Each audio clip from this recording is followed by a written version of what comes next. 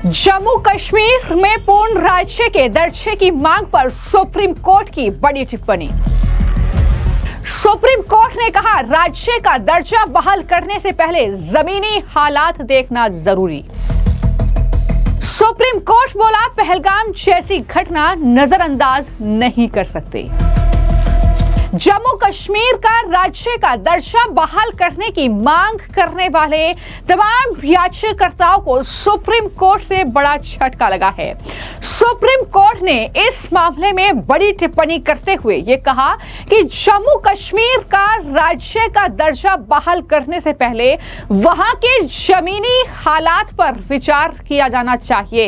यानी जमीनी हालात जम्मू कश्मीर के क्या हैं, क्या हालात इस पक्ष में हैं कि जम्मू कश्मीर के राज्य का दर्जा बहाल किया जाए, ये सवाल सुप्रीम कोर्ट की तरफ से किए गए हैं। साथ ही सुप्रीम कोर्ट ने कहा कि पहलगाम जैसी घटनाओं को नजरअंदाज नहीं किया जा सकता है। तो ये बड़ी टिप्पणियां सुप्रीम कोर्ट में की गई हैं। जम्मू कश्मीर में राज्य का दर्जा बहाल करने की ये याचिकाएं थी। बता दें कि शिक्षाविद जहूर अहमद भट्ट और सामाजिक राजनीतिक कार्यकर्ता खुर्शीद अहमद मलिक द्वारा पिछले साल ये याचिकाएं दायर की गई थी। इस याचिका में 2 महीने के भीतर राज्य का दर्जा बहाल करने के निर्देश सुप्रीम कोर्ट की तरफ से दिए जाएं, ये मांग की गई थी, जिस पर पिछली सुनवाई 8 अगस्त को हुई और उसके बाद एक बार फिर से सुनवाई हुई है। लेकिन अब इस मामले पर केंद्र सरकार से भी सुप्रीम कोर्ट ने जवाब मांगा है। चीफ जस्टिस BR गवई और जस्टिस के विनोद चंद्रन की पीठ ने केंद्र से भी जम्मू कश्मीर का राज्य का दर्जा देने की मांग वाली याचिकाओं पर 8 हफ्ते के भीतर जवाब देने के लिए कहा है। यानी सुप्रीम कोर्ट ने अभी इन याचिकाओं पर कोई फैसला नहीं दिया है। जाहिर तौर पर सुप्रीम कोर्ट भी ये देखेगा कि क्या हालात जम्मू कश्मीर में है, क्या स्थिति वहां पर है, क्या वहां के हालात इस पक्ष में हैं कि जम्मू कश्मीर में राज्य का दर्जा जम्मू कश्मीर को मिले, जो कि अभी केंद्र शासित प्रदेश है आर्टिकल 370 हटने के बाद। और अब केंद्र सरकार से जवाब सुप्रीम कोर्ट ने मांगा है। सुनवाई के दौरान सॉलिसिटर जनरल तुषार मेहता ने कोर्ट को यह जानकारी दी कि इस बारे में कदम उठाए जा रहे हैं, लेकिन क्षेत्र में कुछ विचित्र परिस्थितियां हैं। तुषार मेहता ने यह भी बताया कि संविधान पीठ से किए गए वादे के मुताबिक विधानसभा चुनाव हुए, जिसने अनुच्छेद 370 को निरस्त करने और जम्मू कश्मीर को 2 केंद्र शासित प्रदेशों में विभाजित करने के फैसले को बरकरार रखा था। उन्होंने कहा कि ये याचिकाकर्ताओं के लिए माहौल बिगाड़ने का समय बिल्कुल नहीं है। तो ये दलील जो है वो केंद्र सरकार की तरफ से सॉलिसिटर जनरल तुषार मेहता की तरफ से सुप्रीम कोर्ट में ये दलीलें रखी गई हैं। मैं आपको यह भी जानकारी दे दूं कि जम्मू कश्मीर से आर्टिकल 370 को खत्म किया गया और उसके बाद जम्मू कश्मीर और लद्दाख 2 केंद्र शासित प्रदेश बनाए गए।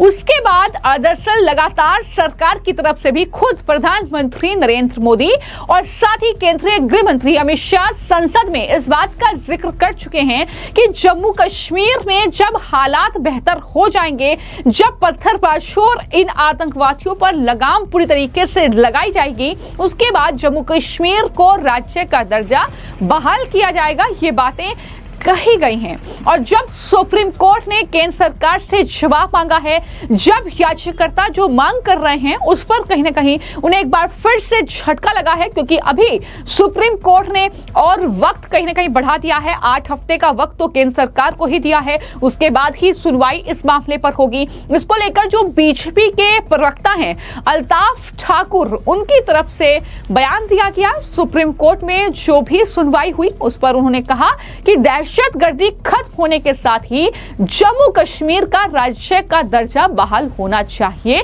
यह बीजेपी की तरफ से भी कहा गया है। तो क्या कहा है अल्ताफ ठाकुर ने, जरा सुनिए। क्या जो सुप्रीम कोर्ट ने 8 हफ्तों का टाइम दिया और खासकर उन्होंने बात कही कि ग्राउंड की जो सिचुएशन है उसकी असेसमेंट की जाए और जो एजेंसियां है, चाहे वो पुलिस हो, आर्मी हो, CRPF हो या जितने भी हमारी इंटेलिजेंस है, उनसे रिपोर्ट लेके बाद में स्टेटहुड कब देना है, किस तरह से देना, वो उन्होंने कहा है। और हम पहले ही कह चुके थे, भारतीय जनता पार्टी बार बार कह चुकी थी और देश के प्रधानमंत्री जी ने भी कहा, होम मिनिस्टर साहब ने कहा कि एप्रोप्रिएट टाइम पे ही आपको स्टेटहुड मिल जाएगा। हम पहलगाम अटैक, जिस तरह से टेरर अटैक हुआ, उसको नजरअंदाज नहीं कर सकते। उसके बाद ऑपरेशन महादेव हुआ, उसके बाद कुलगाम में भी आर्मी ने एनकाउंटर कर दिया।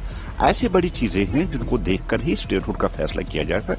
लेकिन जहां तक ताल्लुक है स्टेटहुड का, अभी कुछ दहशतगर्द बचे हैं और जो एप्रोप्रिएट टाइम होगा, जब दहशतगर्दी खत्म होगी, सारा जो टेरर नेटवर्क है उसको खत्म करके ही मुझे लगता है कि वो स्टेटहुड के लिए मौजूद टाइम है। अब इसमें सुप्रीम कोर्ट ने भी, ऑनरेबल सुप्रीम कोर्ट ने भी यही कहा है कि 8 हफ्तों का टाइम जो दिया है कि पहले हालात को देखा जाए, सिचुएशन क्या है कश्मीर में, टेररिज्म की जो यहाँ इंसिडेंटें होती है, किस लेवल पे टेररिज्म है और क्या है, ये सारा मिलाकर अभी अगर देखेंगे, अभी अप्रोप्रिएट टाइम नहीं है। जब अप्रोप्रिएट टाइम आएगा तो स्टेटहुड दे दिया जाएगा। तो जो सुप्रीम कोर्ट का वर्डिक्ट है उसका ऑनर किया जाएगा। देखिए, सुप्रीम कोर्ट की वर्डिक्ट की इज्जत और उसका आनर हर किसी को करना चाहिए। आज उन्होंने 8 हफ्ते का जो टाइम दिया है, हर कोई सुप्रीम कोर्ट के फैसले का एहतराम करते हुए उसके फैसले को मानता है। और जिस तरह से गवर्नमेंट को उन्होंने 8 हफ्ते का टाइम दिया है कि एक असेसमेंट की जाए और हालात को देखा जाए, 8 हफ्ते देखने दीजिए कैसे हालात रहेंगे, उसके बाद गवर्नमेंट अपना जवाब दे देगी। लेकिन हिंदुस्तान का शहरी होने के नाते, हिंदुस्तान के आईन, हिंदुस्तान का कानून का एहतराम करते हुए हर एक सुप्रीम कोर्ट के फैसले का एहतराम करता है। और जो पॉलिटिकल पार्टी आज वो हंगर स्ट्राइक या दूसरी चीजों पे, जिस तरह से स्टेटहुड पे उन्होंने या ड्रामाबाजी की है और वो सस्ते स्टंट करना शुरू कर दी, उनको भी सुप्रीम कोर्ट के फैसले का एहतराम करते हुए उनको भी देखना चाहिए।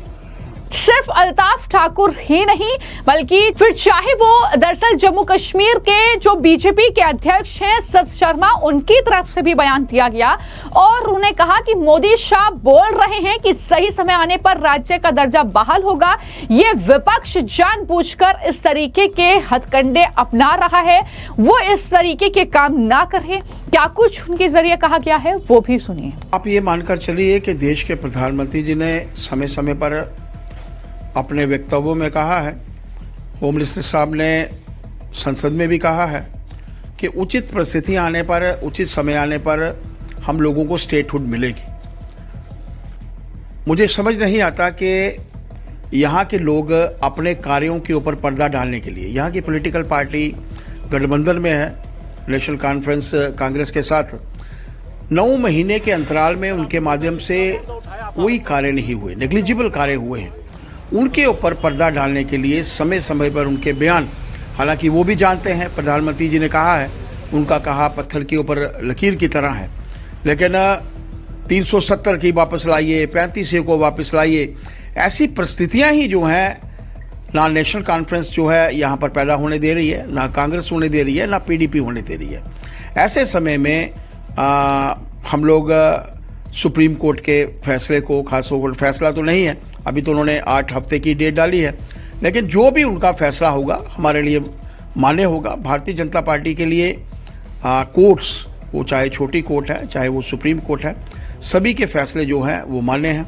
हम सब के लिए खासतौर पर कोर्ट्स जो हैं एक विशेष स्थान रखती हैं, विशेष महत्व रखती हैं।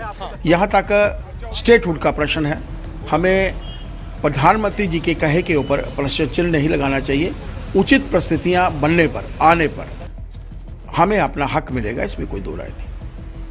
तो बीजेपी के जो तमाम नेता हैं, चाहे वो बीजेपी के विधायक हो विक्रम रंधावा, उनकी तरफ से भी सुप्रीम कोर्ट में जो सुनवाई चल रही है, उन्होंने कहा कि कोर्ट का जो भी फैसला होगा वो मान्य होगा। और मोदी शाह अगर कह रहे हैं कि वो स्टेटहुड का दर्जा जम्मू कश्मीर को देंगे जब स्थिति बेहतर हो जाएगी, तो ऐसा जरूर होगा। क्या कहा है विक्रम रंधावा ने, वो भी सुनिए। मैं तो पहले ये कहूंगा, एक तो मैटर सब जुडाइस है, तो हमें उस पर डेफिनेटली अदालत पे विश्वास करते हैं हम लोग, पर अफसोस ये लगता है कि जो लोग कोर्ट के दरवाजे खटखटा रहे हैं, ये डेमोक्रेटिक सेटअप को कहां तक मजबूत कर रहे हैं। जब चुनाव लड़ने गए थे विधानसभा का, तो क्या सोच के लड़ने गए थे, हम यूटी के सरकार बनाएंगे, यूटी के मुख्यमंत्री बनेंगे, और यकीनी तौर पर 9 महीने में इनकी कारगुजारी जो है वो टोटल फेलियर रही है, पूरी तरह से फेलियर। एलिगेशन, काउंटर एलिगेशन, इसके अलावा कुछ नहीं रहा है। और मुझे लगता है कि बजाय इस बात के कि स्टेटहुड के लिए लड़ाई लड़े, सरकार जिस काम के लिए चुन के आई है, विकास के कामों के लिए, लोगों के काफी बैकलॉग्स है जो पूरा करने की जरूरत है, उस पर फोकस करें तो ज़्यादा अच्छा होगा। अदरवाइज मुझे लगता है कि आदरणीय प्रधानमंत्री जी का बड़ा स्पष्ट मानना है कि उचित समय पे जम्मू कश्मीर को स्टेटहुड का दर्जा जो है हम देंगे। और सबसे बड़ी बात यह है कि हमारे ही मुख्यमंत्री अमरुद्दुल्ला साहब ने इसको ऑन किया इस बात को कि आदरणीय प्रधानमंत्री जी की कथनी करनी में अंतर नहीं है। अगर भैया आप खुद कहते हो कि उनकी कथनी करनी में अंतर नहीं है तो फिर विश्वास करो ना। फिर बार बार दाएं बाएं जाकर और खुद कुछ कर नहीं पा रहे तो स्टेटहुड को ही आप इन्वॉल्व कर रहे हो कि स्टेट होती तो हम ये कर लेते। स्टेटें पहले रही है ना, 2014 तक आप पहले मुख्यमंत्री 2 बार रहे हैं, आपके वालिद साहब मुख्यमंत्री रहे, तो कौन से आपने बड़े पहाड़ खड़े कर लिए? तब भी जम्मू कश्मीर के अंदर जो है खाई खड़ी की ना, जम्मू को अलग किया, कश्मीर को अलग किया और तबाही के रास्ते खड़े किए। तो मुझे लगता है कि कहीं ना कहीं सरकार को विकास के रास्ते पे चलना चाहिए, अदरवाइज जो कोर्ट का फैसला होगा वो सबको मान्य होगा। तो जैसा कि मैंने आपको जानकारी दी कि शिक्षाविद जहूर अहमद भट्ट और सामाजिक राजनीतिक कार्यकर्ता खुर्शीद अहमद मलिक के द्वारा ये याचिकाएं दायर की गई थी। पिछले साल की याचिका दायर की गई थी जिसमें तर्क दिया गया था कि लगभग 5 साल तक जम्मू कश्मीर को केंद्र शासित बनाए रखने से उसकी लोकतांत्रिक व्यवस्था कमजोर हुई है। साथ ही याचिका में यह भी कहा गया कि इससे विकास को गंभीर नुकसान पहुंचा है और उसके नागरिकों के अधिकारों को ठेस पहुंची है। हालांकि कांग्रेस लगातार इसकी मांग करती रही है, चाहे वो दरअसल नेशनल कॉन्फ्रेंस हो, चाहे वो पीडीपी हो, कि जम्मू कश्मीर को जो विशेष राज्य का दर्जा खत्म किया गया है उसके बाद राज्य का दर्जा उसे मिलना चाहिए। तो ये मांग लगातार उनकी तरफ से की जा रही है। लेकिन फिलहाल सुप्रीम कोर्ट ने यह साफ कहा है कि हालातों का आकलन होगा। केंद्र सरकार से जवाब मांगा है, केंद्र सरकार क्या जवाब देगी उस पर भी बहुत कुछ निर्भर करता है और उसके बाद ही सुप्रीम कोर्ट इस मामले पर कोई दिशा निर्देश जारी करेगा। फिलहाल आपकी इस खबर को लेकर क्या राय है हमें कमेंट बॉक्स में जरूर लिखिए। धन्यवाद।